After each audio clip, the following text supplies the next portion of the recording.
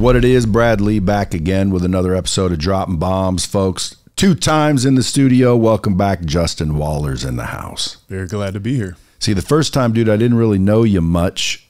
Hadn't followed you. Didn't know much about you. Then I started following you after I met you. Now I know a little bit more about you.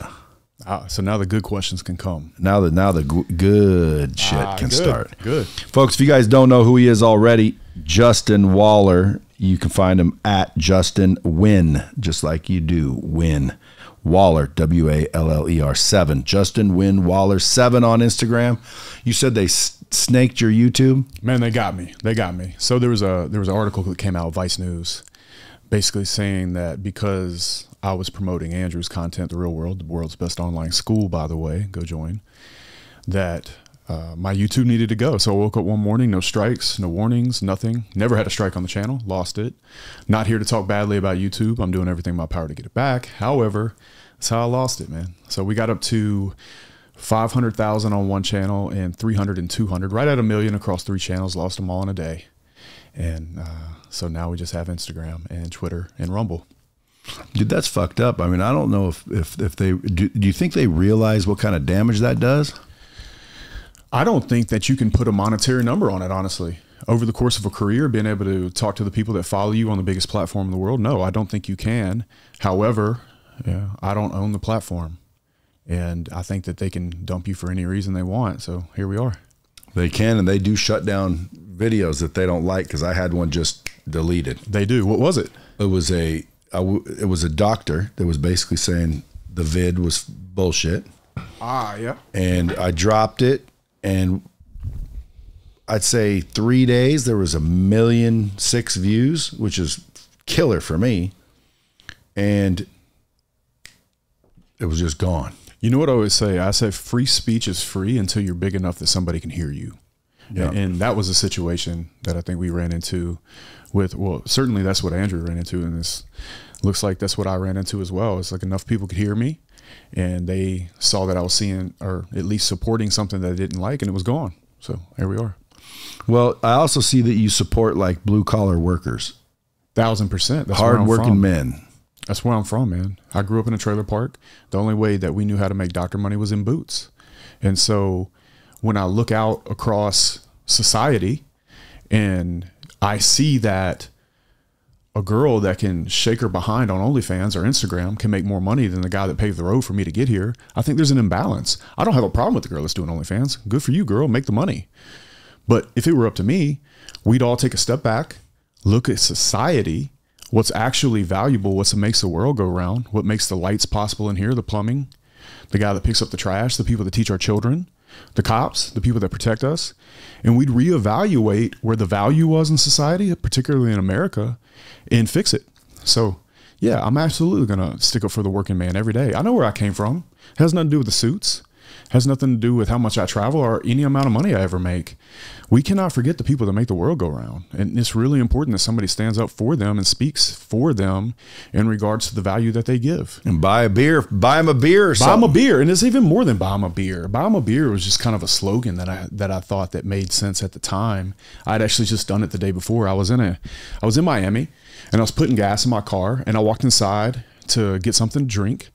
And there was a gentleman there that very clearly was at the end of a workday, had boots on. He was dirty, sweaty, nasty, and he put a 12-pack up on the counter. He was right in front of me, and I stopped. I put my hand on his shoulder. Sir, please excuse me, but please let me buy this beer for you. And he did. And then I explained to him why, and I explained to him my background and that I started hanging steel as a kid and ended up growing a steel company. And I just expressed to him my appreciation for what he does every day, and he let me buy the beer. And when I got back, I told the guys that are here with me now, I said, we're going to do a campaign called Buy the Man a Beer. And it's way more than buying them a beer. It's buying them lunch. It's just acknowledging the fact that these individuals, men and women, are the reason that we get to live the life that we live every day. And I think it's very important to not forget those people and put those people on a higher pedestal, because it is those people that in fact make our lives better. It's not even content creators. As much as I appreciate somebody coming up to me telling me that I changed their life, None of that is possible without the people that build the roads, build the buildings, create the electricity in the building that I shoot my content in. Or fix it when it goes down. 1,000%. And I think that we've lost ourselves in regards to what's actually important.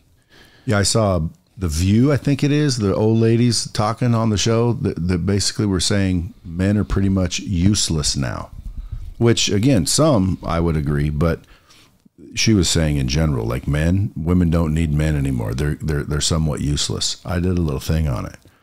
It's like, dude, if there were no men, if we just snapped fingers and there was no men, it would be a matter of time before all the women were done. It wouldn't be long at all. They would perish. It wouldn't be long at all. And not because they couldn't procreate. That's just one reason. But because, like, again, I mean, I think they underestimate and they undervalue what men actually do. Well, they've forgotten. And in a lot of ways, I feel bad for women in 2024, particularly because they're being fed this narrative that they can do it alone or that they don't need a man. But primarily, I'd say everything that's wired into a woman does want a family, does probably want a husband, does want to be able to look up to somebody that can protect and provide for her. And these young women are being sold this dream that they're going to be happy without that. And I think that it's pretty clear if you look online and look at the marriage rates or the rates of women that are going to be single and childless, that that's not going to be the case.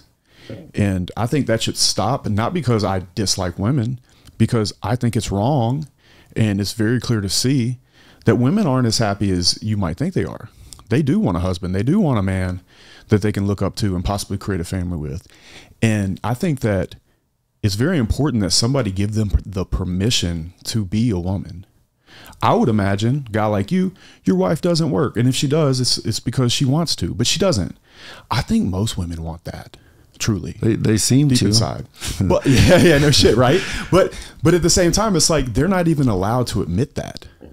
And I think that's a really big problem because... But a lot of them do. A lot of them do. Like on my feed, when I say, like one of my clips that went viral, I had maybe 11% female following until this clip. Now I'm like at 39%. And it's because I said, if you have a good woman and she doesn't make enough, and she blows through your money, then you're not making enough money. And that thing went, and the comments like, oh man, a real man. Oh geez, where are all these men? Do you have any brothers? Like, dude, they're looking for guys that have the old school mentality. Or I just call it masculinity, because to me that is masculine. I think a man is supposed to provide and protect for women and children, period. And you know what? I couldn't agree with you more. And if I evaluate what it is that makes love such a wonderful thing, is that you get to do that for a woman. No man wants a woman that he can't save from a castle and a dragon. It's the beautiful thing about love. What would be the purpose of going out and conquering and doing your absolute best if you didn't have anybody to bring it home to? I think that's the most beautiful thing about it. It wouldn't be any fun, because honestly, if it weren't for women, you and I, we would just live on a mattress on the floor. We wouldn't care. We'd go work out, do whatever we want to do, drink a beer with the buddies, and there would be no reason to really do it. A lot of the fulfillment that you see in love and in a relationship comes from giving to and taking care of your wife, your kids, your family, and the people that you care about and love. Otherwise, you would just do things that are good for you and just go about your business. So I absolutely agree with you in every way. You get to do these things as a man. You don't have to. It's not simping. You get to do it. And that story is as old as time. You know, they used to write stories that talked about the man being the hero, the man conquering and winning and coming and saving the day. He would come in on a horse and sweep her away. I think that's still real, but I think in a lot of ways, we're telling men that they're simping if they do it, and then we're telling women that they don't need men at all. And that just couldn't be further from the truth. Yeah. Hey, Ben, grab a cup of waters, will you? I'm sorry. Hey, so to me, dude, I see a lot of these youngsters out here nowadays. I see them turning towards, let's call it, our ways. Like, I always keep hearing, oh man, these youngsters nowadays. Dude, all the youngsters I see are like the ones rolling with you. Like, they all roll up. Oh, dude. Like, I think I don't believe the narrative is my point. I don't believe the narrative. I don't think there's a bunch of, I mean, obviously there's still going to be some freaking weirdos out there, but I think the majority of people want traditional roles. I don't believe that all these dudes out there want to be, you know, womanless. And I don't think women want to be manless. I don't either. Well, I do believe this though. There is a problem that I think mostly it's women that face it. And it's because of social media, just because of hypergamous laws, is they can't seem to become satisfied with the man that they have because there's so much choice out there. So there's guys like me and you with our fancy watches and our podcasts and our businesses, and maybe they see us and they compare the man that they have that is a good, hardworking man doing everything in his power to give her the best life he possibly can. And then she has social media. And so there's nothing he can do to really beat that. I think that's actually probably a problem, especially for keeping relationships together. It's not going to stop, but I do believe it's there. In regards to men. But that's not a good woman. Agreed. But also, I believe that I would never put a good woman in a bad position either. So for example, like we talk about on some other shows that I'm not a big fan of girls trips. Well, it's like, dude, what? There's no such thing. Exactly. Now, a good woman doesn't want to go. Do you get shit for that?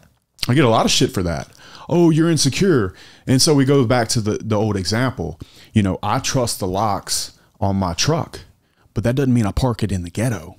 Why would you put her in that situation? Why would you put her in the atmosphere of those things happening? So I think social media is kind of an indirect explanation of that. Is she might be a great woman, but she is still wired as a woman, and she still is hypergamous in nature at her core.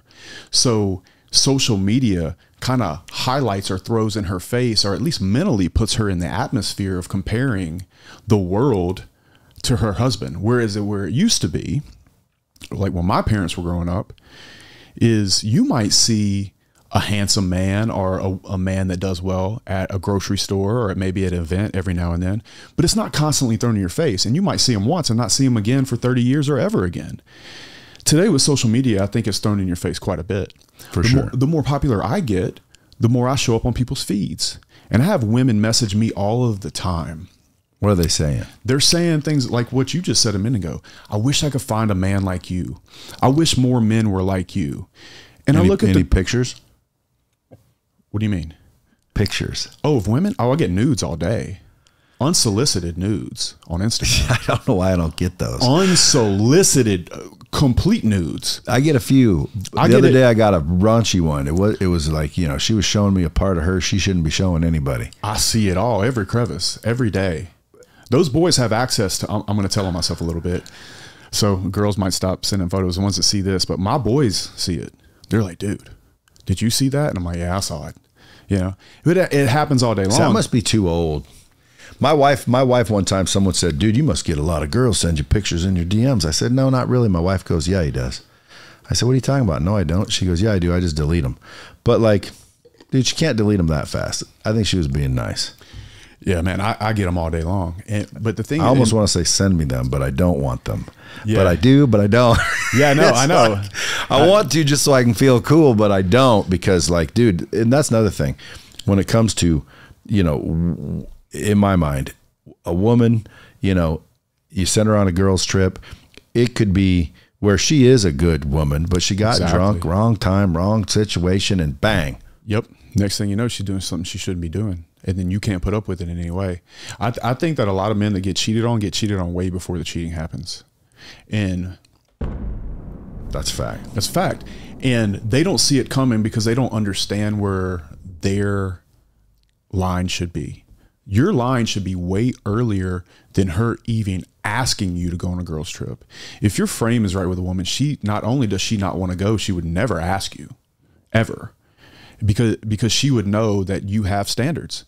And I think a lot of men forget to put these standards in because society, again, is telling him if he has standards, he's insecure or he's controlling or all of these other things. No, I'm not controlling at all. You can go do what you want to do. I'll let you go. I'm not going to yell at you. I'm not going to call you names. I'm not going to be angry with you, and I'll replace you. But that also comes with having certain standards as a man. And I think it's also very important that the woman knows that you could replace her, even if you don't want to, or even if you don't act on it. She needs to know that you're the kind of person that would walk away.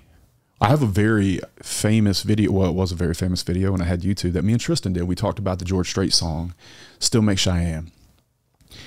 And the line, and I get messages every day, or a young man will send me a screenshot of him sending a pin of Cheyenne, Wyoming to a girl, which basically means he's breaking up with her.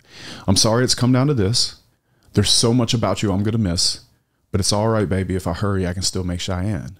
She has to know that you are on your mission. Every man has his own rodeo, no matter what you do. And most women see the man that's chasing his dreams and they jump in front of him. And that's why I don't believe in chasing women. I believe in absorbing women because they want to be a part of what you're doing. And I think the most healthy relationships that are out there are the ones where you are the hero and she does look up to you and you are giving her the life that she could not have lived without you. And that's a beautiful thing, because it just so happens that as a man, that is the most fulfilling thing that you could ever get out of love. And I can tell you that out of personal experience. Yeah, not to mention, man, they want a guy that frickin' has a mission. Right. You can't be one of those guys that sits around and all you want to do is serve your girl. Like, if your girl is your number one priority and she knows that, she's going to end up, I think, with a dude that has a mission, that has no interest in her over his mission. And that's what they are attracted to. It's almost like, I don't want to say I can't have him, so I want him, but a little bit of that. A little bit of, oh, he's the one man that's not chasing me. He's chasing who he's going to become. And I want to be a part of that. And that makes you different. And it's not even in a manipulative way. It's really more a matter of fact. You are actually that guy. I had a young man ask me yesterday, he's like, if a girl texts you, do you wait a while to text back? I said, no. I text her back when I'm not actually busy. You actually have to be this person, because anything else, you're manipulating her and she will feel it. Women have that spidey sense. Yeah. They know. And so you have to actually be that guy and working towards being that guy. Because I believe women bet on horses. They look down at the field from the bleachers and they say, which one of those could give me the life that I want? And I think they fall in love with you through respect. You can be tall and you can be handsome and all those things really do help. I believe that. That's true. However, if you're a normal guy, 5'10", 5'11", and you live in Ohio, let's say, but you're on your mission and you're on a path that if somebody got on with you and got behind you and supported you, that woman, that she would have a better life than she could have ever imagined otherwise, I can almost assure you that you have a better shot at a successful relationship than most people in your town. Anybody can live that life. They might not make as much money as guys like us or whatever, but I argue that they could live just as good of a life if they stay on their mission and they stay on their goals and they have the correct frame and understand women and act accordingly. I think that's very real and very possible even now. Dude, you got a bunch of people subscribing to your newsletter. I do. What is this the type of shit you're sending out there? What are you sending every week? Is it weekly? Yeah. So we send out newsletters, I'd say 2 or 3 times a week. And they're basically just life lessons that I've learned, whether it be in business, development, understanding where you are in the path, etc. That just, when I reflectively look back at basically my 20s, I remember what I was going through at that time. And I just tried to relive it, understand what I was thinking, try to identify the lessons I had learned along the way, any mistakes I'd made, and then just share it. I'm not talking down to them or anything. I'm just really sharing, hey, this is where I was and this is what I learned from it. And this is what I gathered from it to get in the position that I am now. And I hope it helps you. It's completely free. You can go to my website, justinwinwaller.com, sign up for it. You get the newsletter every week. And yeah, it's really helping people. It's really been very beneficial to me. I'd say that the number one thing that I've gotten from coming online, which is almost 3 years now, is that it's probably the most fulfilling work I've ever done. When I build a metal building or I buy a property and a bunch of people are paying me rent, it's very thankless. When I'm walking through the Bellagio this afternoon and I get stopped for 20 photos, that conversation doesn't go like, hey, I saw you in a movie, or hey, I see you play for the sports team. It goes, hey man, you really helped me in my life, and because of you, this, and this happened, and I really appreciate you. And I will tell you, probably 99 out of 100 times it ends up with me hugging this person, because it gives me true joy to actually have the opportunity to be a part of that for somebody's life. Well, what made you start that? Like, how did that transpire? You were obviously a regular Joe working construction, doing your thing. Next thing you know, you're freaking social media hero. You know, I'd always wanted to do it.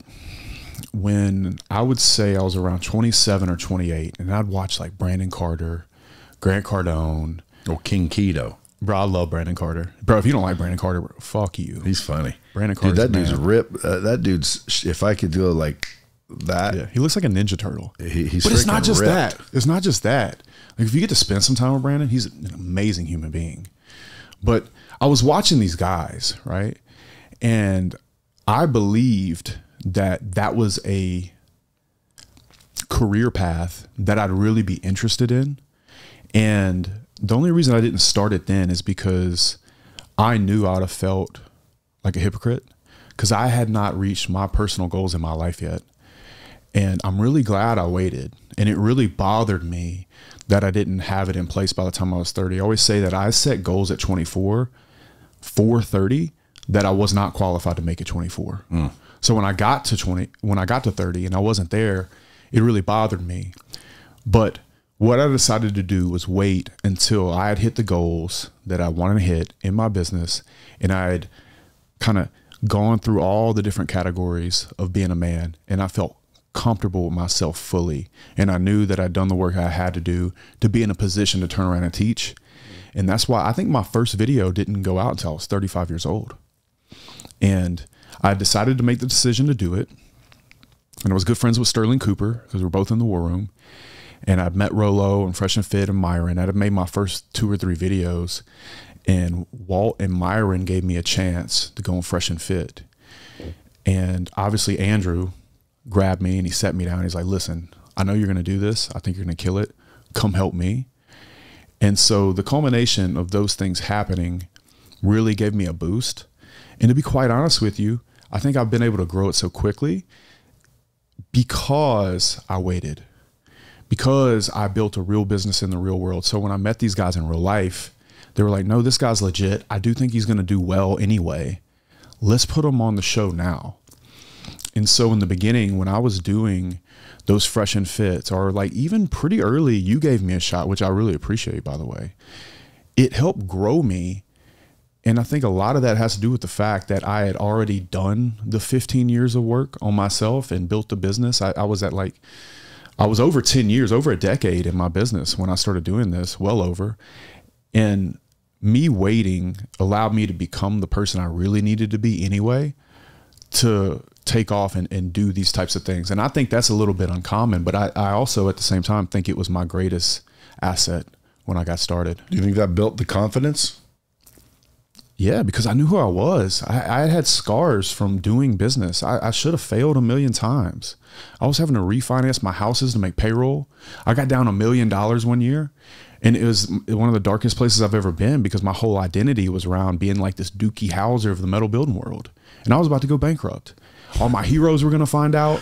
Everybody I looked up to, all my mentors, because I was the youngest board member on the Metal Building Contractors Directors Association. Well, most, wealthy people go broke 3 times. Yeah. But you know what though?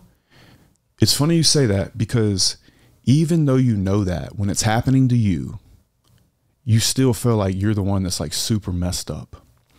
And I actually have a story about that. I went to one of my mentors, name's Mike Reynolds, Systems Contractors, Colorado. He's one of those guys that are super rich, did really well, but he's in an industry, so nobody would know his name unless you were in that world, right? I pulled him aside at a conference. I'll never forget. I think we're in San Diego. And I said, Mike, I think I'm about to go bankrupt. He looked at me for like a second and he started laughing. He says, son, if you don't think you're going to go bankrupt about every 4 years, you ain't doing shit anyway. He slapped me on the shoulder and walked away, and I just stood there. And I had a weight come off of me like nothing I would have ever imagined, because I felt like in that moment I was one of them.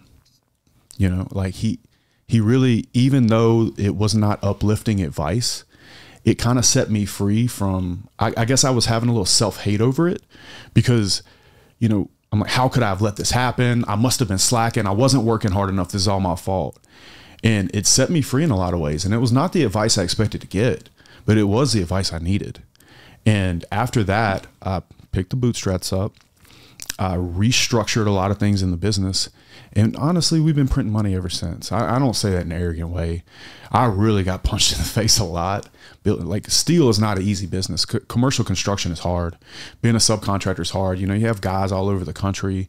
And let's face it, a lot of them don't want to do, nobody grows up saying, I want to be on a 120-degree roof in South Texas or South Louisiana or anywhere, you know. And I was having a hard time making it all come together around scaling, because it was so spread out. I couldn't touch every job every day anymore. I had project managers that had responsibilities, but they had their own problems. I had estimators that might miss a bid or whatever it was. Money's slow. Then you have retention. And then if the guys make a mistake, it can make it even worse. So there were like all these factors there. But when he told me that, it really set me free. It almost revitalized me in some way. And I didn't expect it, but he laughed in my face. And to this day, I talk about Mike all the time. He really helped me in that moment, because I was really down. And in a lot of ways, he was probably one of the number one people that I would have been embarrassed to have found out that I did go bankrupt. And what he made me realize in that moment as well is that if that would have happened, instead of going another direction, fighting a different fight, I would have started that exact same business tomorrow. And I think that's a mistake that a lot of people make. They go to fail in a business that they worked, let's say, 3 to 5 years to build. But instead of getting back in that same fight, just like boxing, you fighting a guy and you take the jab, and then you slip the jab and you get the cross, whatever. But then eventually he knocks you down. Well, if you don't get up and go face that same fight again, if you go fight a southpaw per se, a different industry, you're going to take all those beginner's punches in a different industry. It doesn't get easier when you change many times. So the one thing I do think I did right in my career is I chose to stay in the same fight long enough to roll on top and get my licks in. And I did that. And maybe it's not the best business model that would have made me hundreds of millions of dollars. It's hanging steel. It's not scalable in that way. But it is the thing that set me free to be able to fly all over the world when I was finally ready, being a multimillionaire at that point, confident enough to be able to walk into the room and be confident in myself and what I'd done and building America and doing these things that matter, and not have to worry about what would have happened if I would have gone a different route, because I stayed in the same game. I finally won, and that put me in a position to be confident enough, proud of myself enough to speak up and talk to people. With that, I would say this, and I'd love to hear what you have to say about this. I think there's a bigger gap between 0 to 1 million net worth than there is between 1 million to 10, as far as changing your life. For sure. Yeah. Like, for damn sure. Like, most people need to replay that, listen again, but that is a fact. It's a fact, because like, if you think about your life, even now, me flying first class somewhere versus flying private, which I've done multiple times and paid for, doesn't make that much of a difference to me. I'll tell you what makes a bigger difference to me than that is knowing I can go to dinner. And this is a 0 to $1 million thing, right? I know I can go to dinner anywhere at any time, bring as many people as you want, and I can cover the bill and not look back. I know that I can go in any store and buy pretty much whatever I want and not look back. I know that if my kids need something, I don't care what it is, do it. Those are the 0 to 1 million things.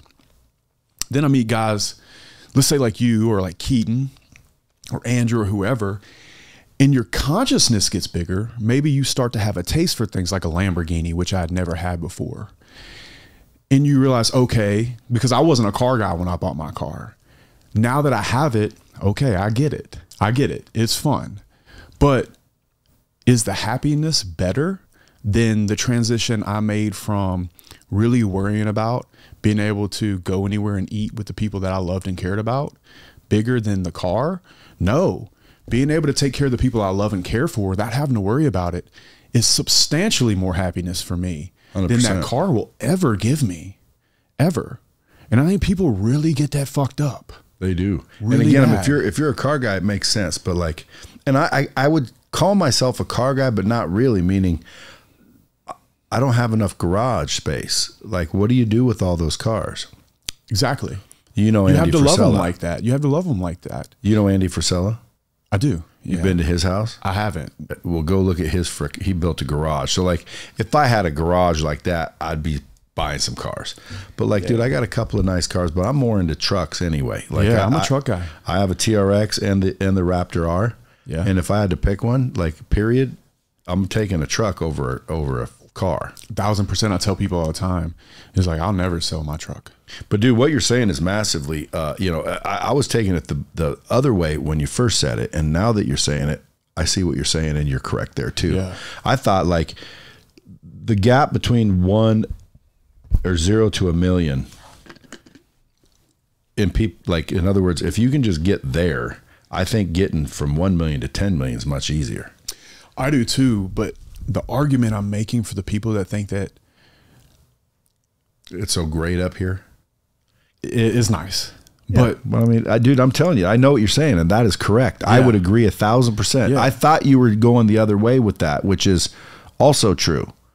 But now that you said that, I get more enjoyment. It's funny too, because the other day I looked at a buddy of mine and I said, because my little girls ran into a store and they said, "What do you?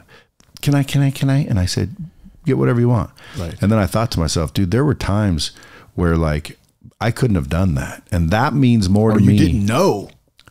You're like, oh shit, swiping the card. Many times, bro. Me too. Yeah, and like to know that anything you need, anything you want, go get anything you want. Walk into a restaurant, anything you want. Like, I can have anything I want. That's all within 0 to a million, and that means more to me than anything from 1 million to 10. Exactly. Because like, I ordered a 296 GTS. So what? Everyone's like, why don't you get the SF90? And now everybody fucking, thanks to Tate, you got to have a Bugatti now. Well, Right. Or shit, you had dude. to have 20 of them. Yeah, you have gotta to have 20 of them. Come on, man. And Shit. look, I just got my second Ferrari, which, by the way, I kind of felt like I don't really want it, but I was, closed at the dealership because, man, these are, you got to order them. You got to get ready. So I'm like, okay, fuck it. I'll take it. Right. Now that it's coming, dude, I mean, one Ferrari's enough. And you know what could teach you a lot about that is, like, I buy black t-shirts from Walmart. And one thing that I know is that I could see a Gucci black t-shirt today when I go back to the hotel on the way. But I'm not going to wear it, even if I buy it. Why? Because I'm that guy, and I bet you're a lot like this. If I like a shirt, I buy 20 of them because I want to wear it all the time. That's the one I like. And I kind of feel the same way about cars. If I get to a point with my car that I want to try something else, I'll probably just trade the damn car in, because I know that if I like that other car more than my car, I'm going to drive the other one every day. And this is kind of how I look at it. I'm not a car guy, but just for example, it's like sometimes you get so much abundance. One thing I know about Andrew, he doesn't drive all his damn cars. He buys them and they're decorations in his driveway, or he stocks them up, or he's holding them for whatever reason. But you can't drive all those cars. I think he has like over 50. Yeah, but what are you going to do with them? Well, and I don't know him, so I don't know how much money he has, but what he insinuates is he has a shitload. And if you hear about just a real world membership, he's making some serious coin. But if he has as much as he insinuates, dude, you get to a point where like you got to do something. Well, there's nothing you can buy to make you happy anymore. I think most of the things that you can buy to be happy are 0 to 1 million. Yeah, truly, I really believe that. Or maybe a couple million, but yeah, a couple million. Yeah, because I mean, I'm looking for a lake house. Right. I can't find it. There's everything I look at's like not it. I'll show you a picture after the show and I'll say, that's what I'm looking for. But where is it? And then when you finally get it, it's like, shit, those, no wonder they're not out there. They're freaking rare. But you know what I'd argue is that your consciousness around wanting that lake house only came after you had gone through all those other things. And then you recognize that you might want something extra. I don't think it's going to change your happiness very much. I do, though. Why? Because of going every summer to the lake house with my little family. I got a little family. Yeah. I mean, I got 7 kids, but 4 of them are adults, which with their own family. So I mean, they can all come. You're still granddad. Yeah, but they can come like you once, twice a year, and that's great. But like, I have a little brand new family as if I'm fucking 30. You know, I have a 2-year-old. Yeah. I have a 9-year-old. I have an 11-year-old. Yeah. So I would just love to have an unbelievable little lake community to go bring them every year for summer and just literally chill in 80-degree weather with a lake right there and the boats and the jet skis and their friends and the campfires and the shit that would entail. Right. So like that would make me happy. Right. But I also don't want to go up there and live in a beat up old cabin either. I get it. I get it completely. Have you ever gone through a phase where you're like, I would be okay RVing across the country? Yeah. Yeah. I definitely want to do that phase in my life. Not that I'm going to sell everything, but maybe go off of social media for a couple of years and like take my kids through the most beautiful parts of Europe in an RV and, you know, homeschool them and do that kind of stuff. Like those types of things to me are where most of the happiness is really going to be. It won't be me flexing on the internet for sure. Guaranteed. Yeah. You know, you ever almost die? Yes. So, I mean, like when you think about like literally dying and you might die, you're not thinking about money. You're not thinking about car collections. You're not thinking about shit, but family. Right. And that's what told me a long time ago, like, dude, all this is fun. I got to admit, it's fun. A blast. It is nice. But at the end of the day, when the shit hits the fan, it ain't about anything that has to do with that. It has to do with relationships, you know, family. But even if you go back to what you're saying right now, the fun is climbing. The fun is the distance between where you were then and where you are now, and then the excitement about where you're going to go. So to me, it was fun climbing. And I always say that success is a two-way street. It's climbing the mountain and then looking for other mountains to climb once you get to the top. Because the most dangerous thing that could ever happen to you is that you get to the top of a mountain with nowhere to go, because you have nothing left to do but self-sabotage yourself back down that mountain that you just climbed in order to climb again and get to the top. And so for you, I think that's where I'm at. Or even me, well, no. I'm chilling, dude. I need a fucking mountain to climb. That's dangerous. I know. That's dangerous, especially with money. Especially with money. Because... And I've gone through this. I had this moment in my construction company where I was like, I had slacks on and a button up, and I knew I didn't have to go to work. Like I had figured it out. It was a machine. It's running, right? And I knew whether I showed up for work or not, I was going to make the same amount of money, and it was a lot of money. And it scared me. It really, really did. And I didn't realize it in that moment, but I felt very empty, and I just felt like, well, I guess I need to go do something degenerate. You know, I need to go finally have fun or whatever it is. But that doesn't make you happy. In fact, it just kind of wrecks you in a way. And so I think one of the hardest parts, and that's why I say it's a part of success, is trying to find that consciousness, that thing that you can get excited to jump out of bed for again. And I would argue that that's the most dangerous part past those first few million, is because you have all this money, you have all this freedom all of a sudden, and you don't have a passion. And then it becomes exponentially harder to get excited about what that next thing is going to be, because you have all of these things that are, in my opinion, 90% of your happiness taken care of. So, you know, I guess you could have legacy after that. You could have children after that. But let's face it, man, no man wants to sit at home and raise his kids all day. He wants to be on a journey, on a mission, conquering, doing these things. And I think the second mountain you climb, particularly picking it, is very difficult, more difficult than choosing the first one and climbing the first one in a lot of ways. Especially if you're a late bloomer like me. Were you? Fuck yeah. When do you think you bloomed? 40. Really? How old are you now? 55.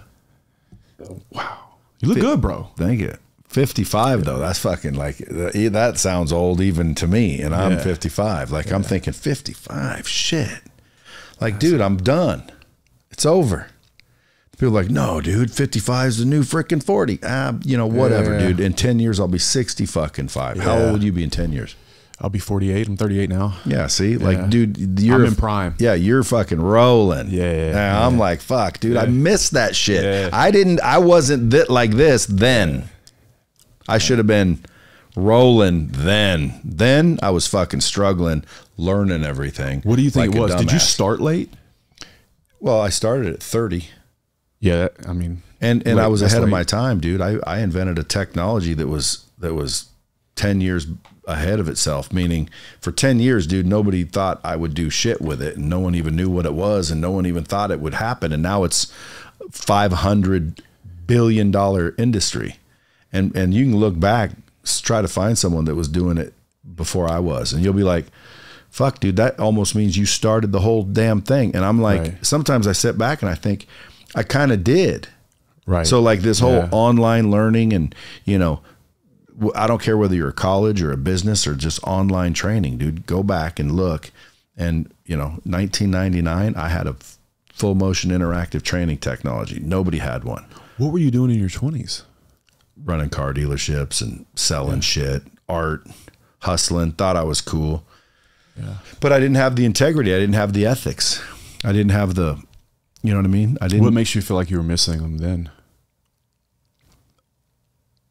I would probably just say, you know, my dad kicked me out when I was 16. Didn't get a lot of parenting growing up. Nobody strong in my life to freaking, you know, teach me anything. So I had to go kind of learn it the hard way.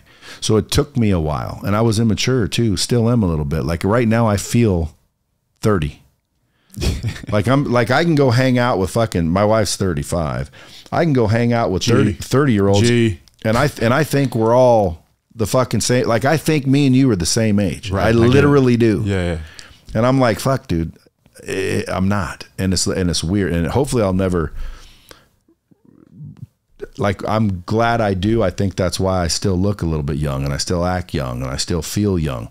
I don't have any injuries. I don't have any pains. I'm not on any medication. I'm not old by any stretch of the imagination. Right. But chronologically, I'm 55. And the reason I think it took so long to get going is because, you know, I was just stupid for the longest time. That's why I try to turn around and tell these youngsters, like, dude, people always say, what would you do if you could go back to 20? Number one, I'd start reading books. I didn't read shit till I was about 45.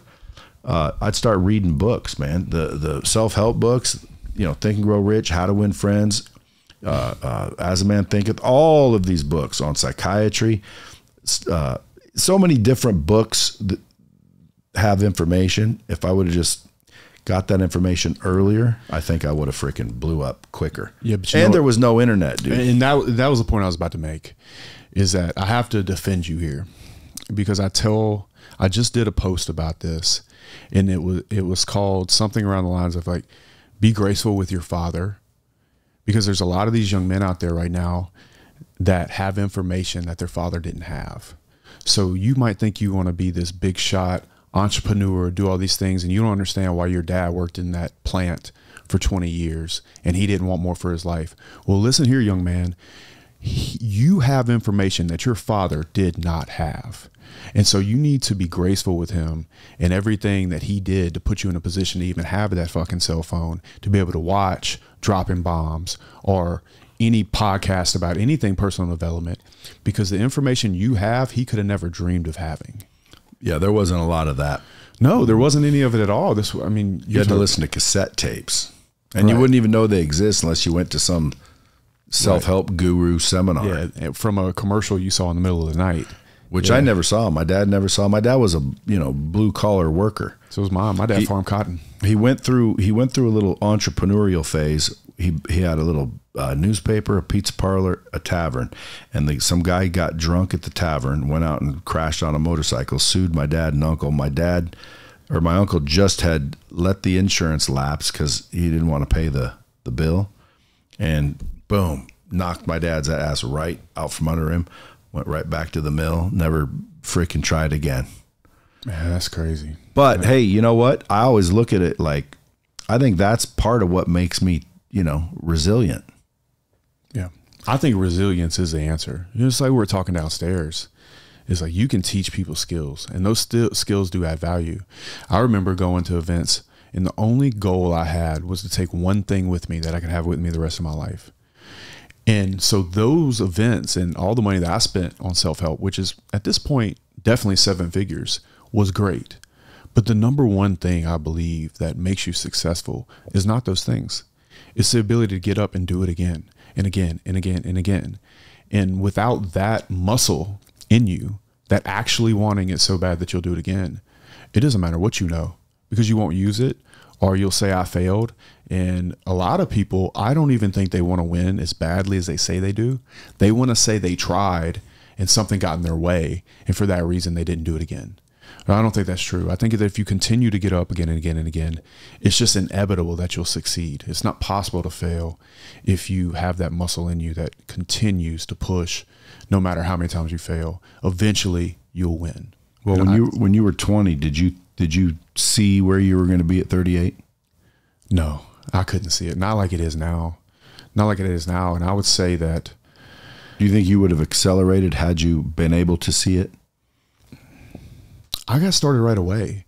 I read Rich Dad Poor Dad my junior year. We're on the way to play Arkansas, and I wanted to Junior in high school or college? College.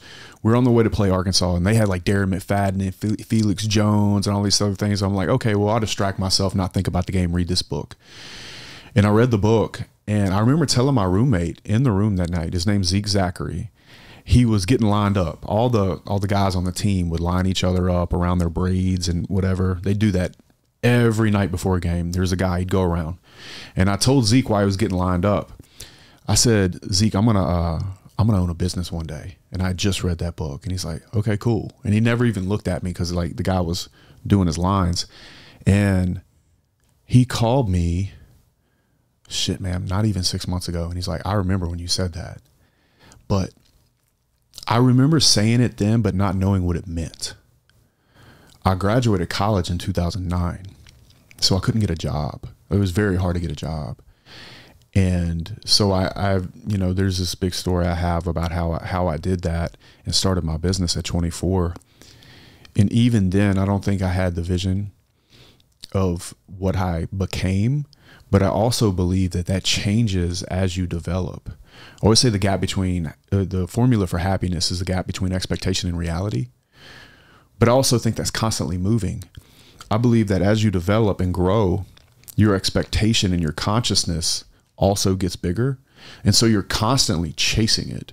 And that's why I do think it's so important to look back from where you've come, how far you've climbed up a mountain.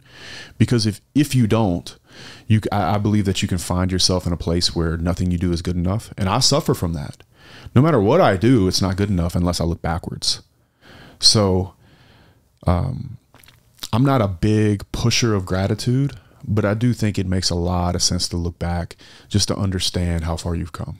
Yeah, well, I'm a big pusher of gratitude. I think that's my advantage now, because I think it shifts your perspective, and I think it's all about perspective. When I was, your age, I was struggling. Matter of fact, I don't even think I hit 1 million till about 38, but it was 1 million in the business. That's a different. That was a revenue number? Yeah. Yeah. Like that's different. Big difference. Yeah. Big difference, dude. Yeah. I was still fucking, stealing Peter to pay Paul. But I would rather be 38 and 10 million than 55 and 80 million. I agree. So like a lot of people are out there, they're looking up to like, all these guys, and it's like, wait a minute, dude, there's some value to being youthful. Okay. So like there's a lot of these dudes out there that just, they feel depressed because they're comparing themselves to everybody else. 50, 60-year-old man. Yeah. It's like, dude, trust me. There's like, I personally still feel young, so it might not be me, but I know people that are like broke down, but they're rich. They would fucking give all their money to be fucking 25, 30 years old again. I tell you, me and the boys joke about this all the time. It's like, it's one thing to have a supercar in Miami at 50, 55. It's a whole nother thing to be in your 20s or 30s, probably 30s, but it's completely different. Yeah, if I could pick an age, I'd say probably fucking 35. Yeah, 35 is a sweet spot to be. 35 to 40 was the freaking window, but I missed it, man. I'm in it. I was struggling, dog. But I'm gonna tell you, I wasn't rolling around all dapper. Yeah. Well, look, man, there's also a lot of temptation in it. Yeah. Well, you're more demand than I am for handling it. Well, you know, I think because I'd have been partaken, and maybe that's why. You know, I don't know. Do you believe in God? Maybe God said, "Hey, son, we want you alive for a while, so I'm not going to give you none of that." JC put the brakes on you hard. I think for me, it's like pick your poison and never let the fun get in the way of the work. And if you do, and you have any kind of internal voice, it'll tap on your shoulder. So that voice that haunts me is, I truly believe, the one that makes you great. And that voice is actually the one I'm most afraid to lose. If I were to get to a point where I just did whatever I wanted at any time, it would scare the shit out of me. It really would, because it's the same reason I don't try cocaine. I would imagine that I'd love cocaine. The problem is, Brad, is that I have a lot of freedom, time, and money, and I just don't want to fuck around and find out. I don't. Well, then stay away from it, brother, because that shit will fuck you up eventually. Right, and that's my fear. Do you cold plunge? No, not really. Okay, no, I do cold shower though every day. Because they say cold plunge is like doing coke. Some dude told me, so I got a cold plunge, and I'm like, I have one. I've just never done it. I called him and said, "You've never done coke, bro," because it ain't the same. You know, I tell a story one time. I was freaking smoking crack for 3 days straight. No shit, really, dude. That shit'll get you if you let it. And I'm not even addictive. That shit will. If you're addictive, dude, boom, you'll go down for sure. I've never seen anybody successfully navigate coke. I don't want to know. Don't do it. Women's not only that. It's fucking uncool. To me, dude. Listen, when I look back, I have all the regrets. Man, I wish I would have. But dude, I would have. If I found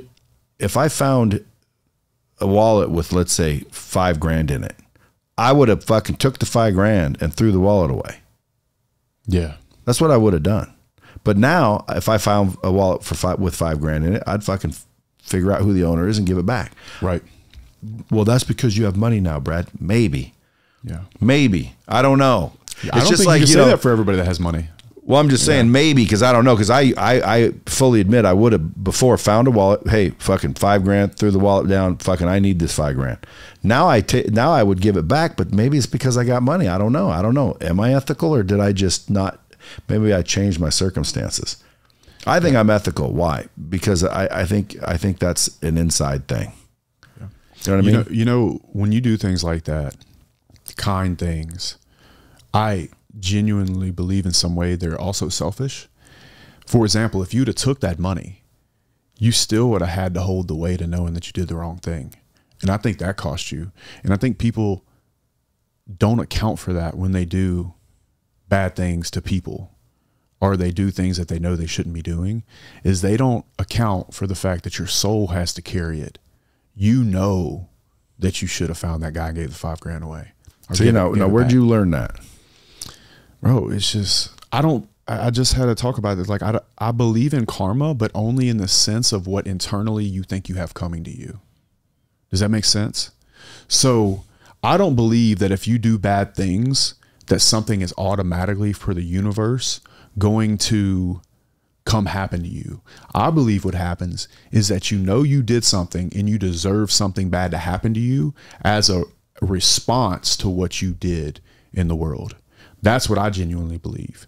So for me to sleep good at night, knowing good things only are coming to me, I have to act in accordance with not putting anything that would hold guilt on my soul.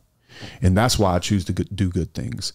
I could sit here and be like, oh, I'm a Boy Scout. I'm such a good guy. I would have gave the $5,000 back. Yeah, kind of. But at the same time, it's really because I don't want to hold that $5,000 on my heart and not ever be able to find that guy again and pay him back.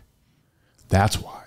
Truly. Yeah, see, I wouldn't have. I'd have said 5 G's. I need that. I think deep inside you would know. Did you have, so who were your parents? Where are they at? Don't know where my mom is. My dad is in South Louisiana. I just got to pay his house off last year. So I know exactly where he is. That feels good. Bro. It is probably one of the best days of my life. But I mean, did he instill some freaking wisdom in you? Or? I wasn't around him very much. So where'd you learn all your shit? I had a pretty ugly childhood, actually. Where'd you learn like all these things just on your own? Well, so like, I think a lot of people either become a result of their atmosphere or decide they don't want to be anything like it and go completely the other direction. And that's what I did. So there was a lot of violence in my house growing up. There was a lot of screaming and yelling. My dad wasn't really around. They went through 12 custody courts. They were going to put us in a foster home. And I saw what was going on, and I saw the path that my classmates would have taken after high school, which would have been essentially going to work at ExxonMobil on Mississippi River in Baton Rouge or some plant there. And I didn't want it. I didn't want it. So have you ever seen the movie October Skies? Maybe a long time. It's about like this coal mining town. The kid wants to be an astronaut. He just wants to leave. He doesn't want to end up in those coal mills. And the plants in South Louisiana, as important as they are, and as good of money as people make for that area in that place, it's just not what I wanted for my life. And I certainly didn't want the life that I grew up in. So I used sports to get out of my hometown to go to college and play football, because at the time a college education was the pinnacle of what you could possibly do as far as what I knew from a conscious perspective. And nobody in my family had ever done it. So that's what I went and did. And then I'd read that book and I knew I wanted to have some sort of business. And I was actually lucky enough to graduate in 2009 in the middle of this recession, where I didn't get locked into some sort of 6-figure high-paying job in Dallas as a project manager for somebody. And so I had to start my own business.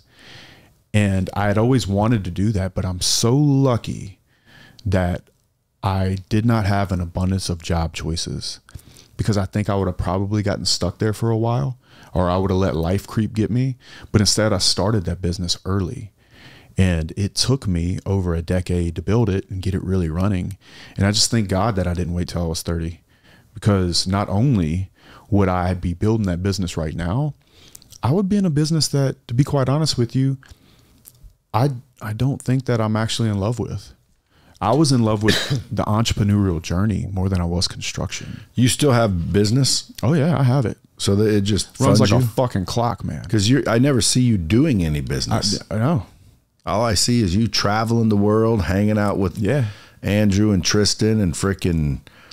And you're not even always with them, but you're somewhere, always doing something. I'm always wondering, what the fuck is this guy doing over there? Like, what are you doing when you're in Greece and shit? So mostly I'm doing podcasts and things like that. Like, why would you go to Greece to do a podcast? Well, to be quite honest with you, I didn't do a podcast in Greece, but I bought 4 mobile home parks last year with an investor that has a place in Greece.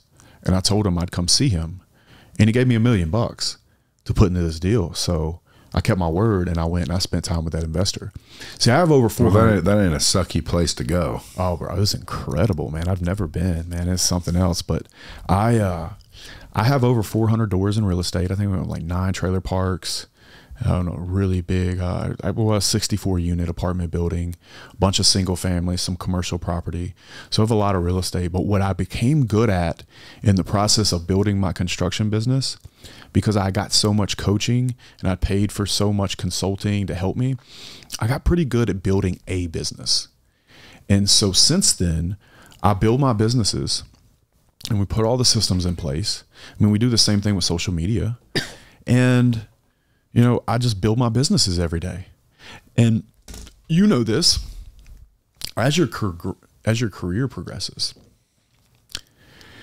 you go through seasons. I used to wake up at 4 a.m. all the time. Now I wake up when I feel rested, which is normally 8. And I spend 4 or 5 hours almost in complete silence, either listening to a book or thinking about all the chess moves that need to move on the board. And then I start making phone calls. And then of course, in that we have our weekly, monthly, quarterly meetings. I get my daily reports for each business each day. So those things are still coming in, and then we address things as they come. But now I just build my businesses and spend time with the people that are running them. You know, I think that people forget how important it is to be close to the people that you work with. And so it's nothing for me. If you see me in Miami, there is a strong, or see me anywhere, there's a strong possibility that somebody that works very close to me in one of my businesses is with me because I take them on vacation. I spend loads of money spending time with them. I learned this from Nick Saban. I'll never forget it. He said, I spend time every day with 6 players, 3 that are in trouble and 3 that are not in trouble yet. And the reason I do that is because I know that when the 3 that are not in trouble yet do find themselves in trouble, they need to know and remember that I love them. And so I spend a lot of time with my people. I spend a lot of money on dinners, lunches, vacations, flying them to me, spending time together, working on the business, or not talking about business at all. And as my career has developed, my role has developed.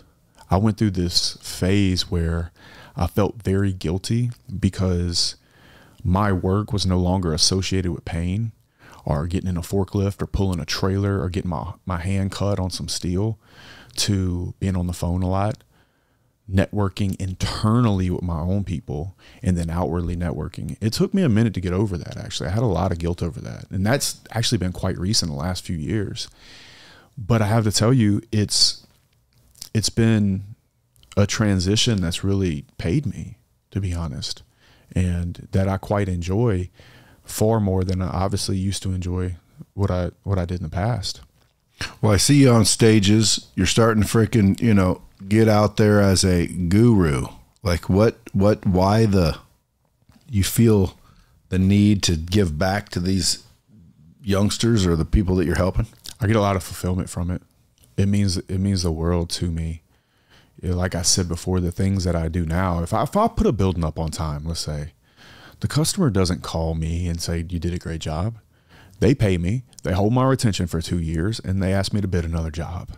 Yeah, it's not, construction and real estate is not impactful directly the same way that this space is. Why don't you, I always wonder why people that know construction don't build their own real estate.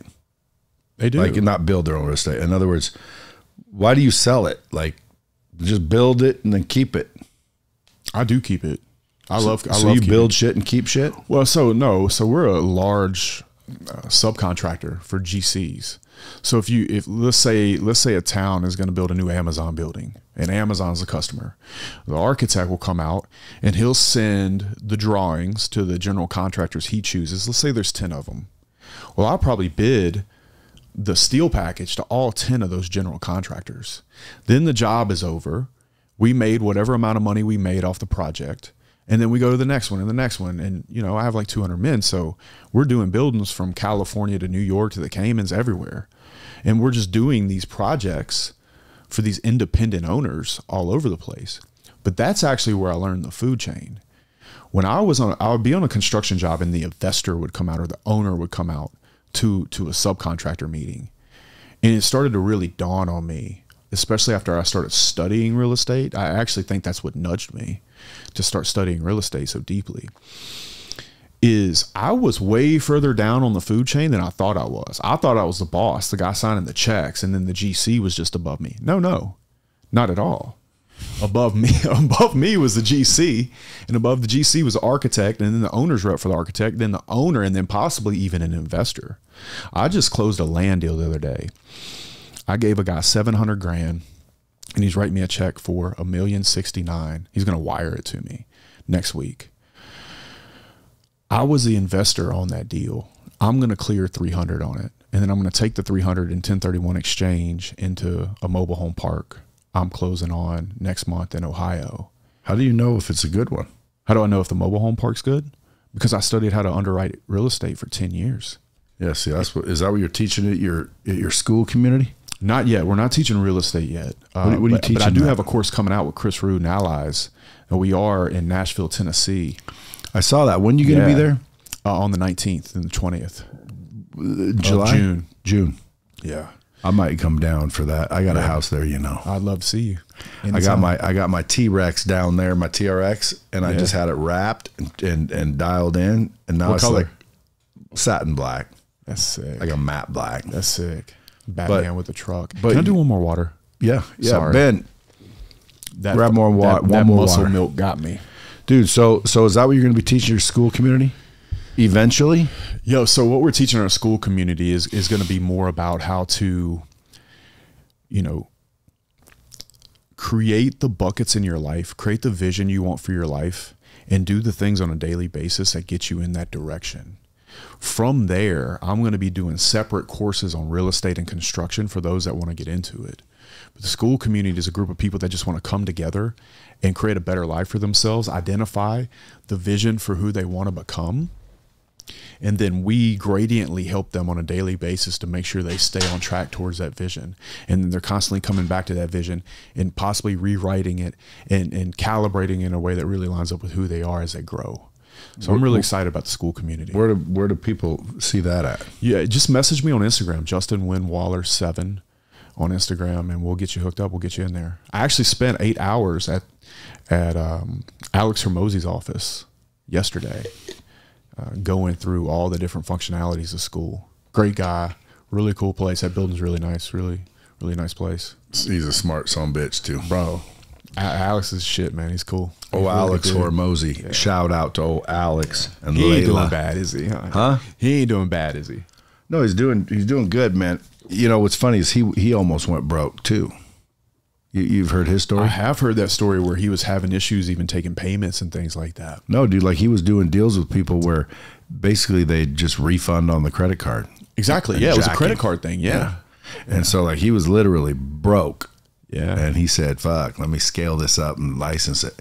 So again, I mean, folks, for everybody listening out there, all the people you think are your heroes, dude, they've all had bad times. I always feel bad for listeners that are like, you know, how do I get where these guys are? How do people get where you are? They want to do it, but they just won't join your community. They won't subscribe to your newsletter. They won't read the book you talked about reading. They won't go start a business. They, for some reason, have no nerve. And I don't get that. I just don't get it. I don't either, man. I've always had nerve. And you know, to be honest, I think that there's a lot of people right now. So you have like accounts like Baller Busters, which I think are necessary in all fairness. By the way, that account's gone. I know. I have an idea who I think did it, but nonetheless, I got so much out of the money I spent paying other people, influencers, gurus, all these things to help me put together the things that it took for me to build my business. The business or the brand? The business, like on the way. Because most people won't do that.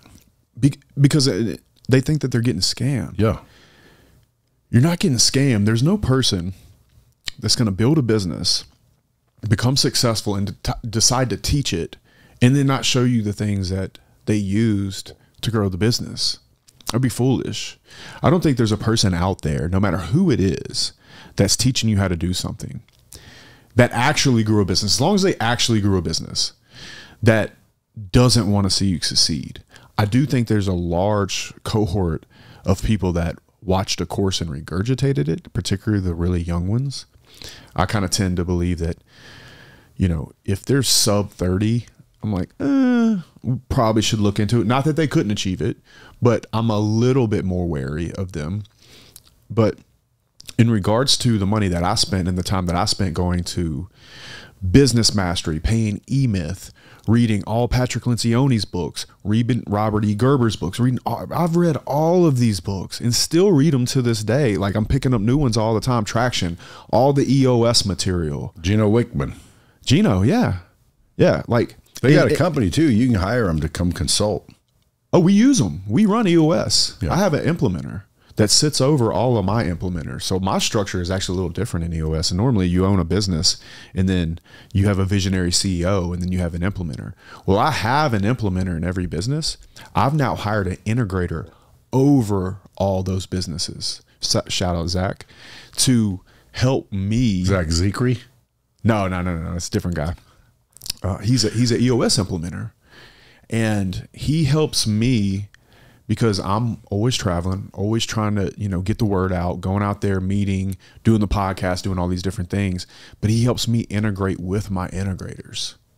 And so that was one of the steps, is like, I went from a single org board to looking at everything I do as an overall org board that I wanted to make sure that I had plenty of help, plenty of backup in. And as my budget grew, I was able to slide that in, along with, we're actually looking at hiring a CFO now to help in all these different areas, because it gets to a point where it's going to take a legit team of grown people with experience to make it go the way you want, or it will fall apart. And I experienced that in one business. So now that I have all these real estate doors and all these properties everywhere, and we're doing jobs all over the country, and I'm about to do a supplement line called Fierce, it's just a matter of time that if I don't get some extra additional help, making sure that we're following the policies and procedures and the structures to meet our goals, like in EOS's case, I have quarterly rocks, to make sure we stay on track with what it's going to take to grow the businesses. And so for me, even to this day, I'm reading these books and I'm using these systems that I also paid for years ago. In fact, Gino's book Traction, if I'm not mistaken, is almost a baby between eMyth and all of Patrick Lencioni's stuff, kind of just put together. And Gino put it together in an incredible way, did a great job. And I think EOS is a great system. So what causes you to wear suits everywhere you go?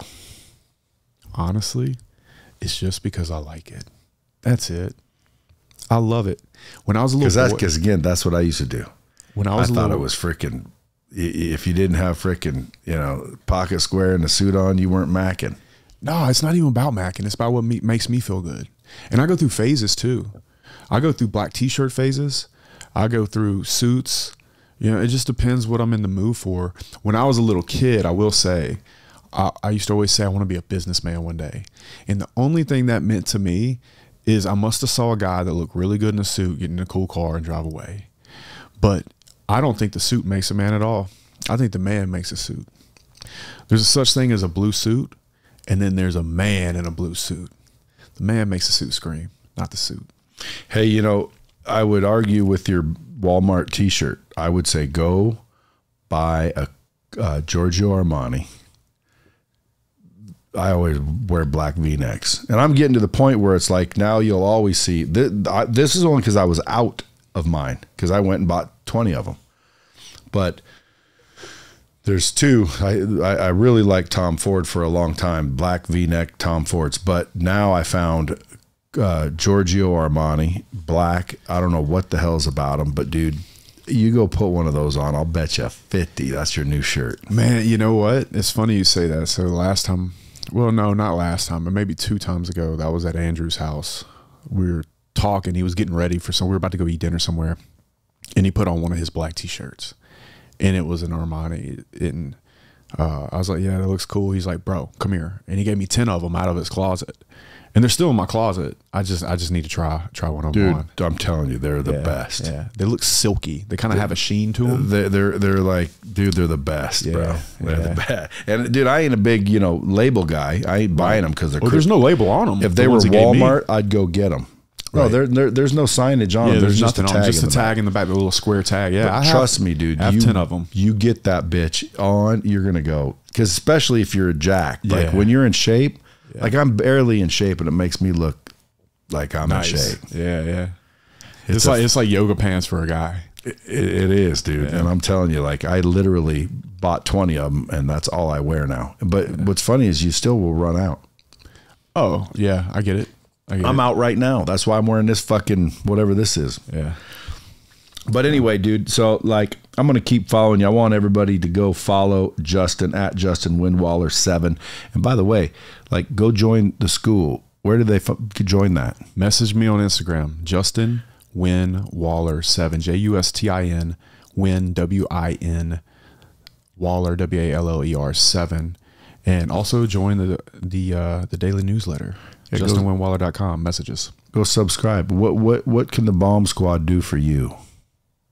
You guys do, bro, you've already done it, man. You brought me on your show twice. I can't tell you how much I appreciate it. You brought me on when I wasn't even Big yet. So it means the world to me, Brad. Truly. Thank you. Well, my pleasure. But these guys did it. It wasn't me. I just bring good people in front of the bomb squad, brother. Whatever makes sense, man. Anything they can do for you?